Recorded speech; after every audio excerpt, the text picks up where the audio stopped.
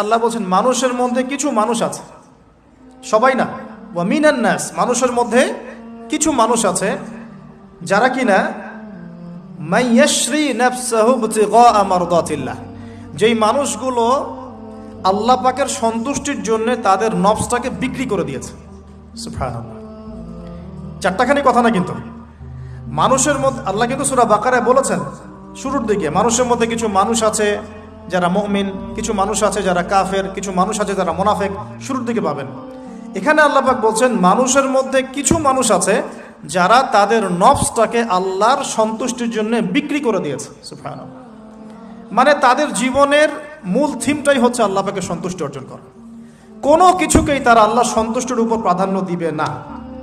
যদি কোটি টাকার অফার আসে হারাম, সে সেটা রিজেক্ট করবে, আল্লাহ নারাজ হবে।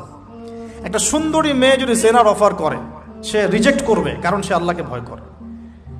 সে আল্লাহ পাকের জমিনের উপরে গায়রুল্লাহ বা কুফফারদের, তাগুতদের কোনো লজ ইমপ্লিমেন্ট করতে পারবে না, কারণ সে আল্লাহকে ভয় করে।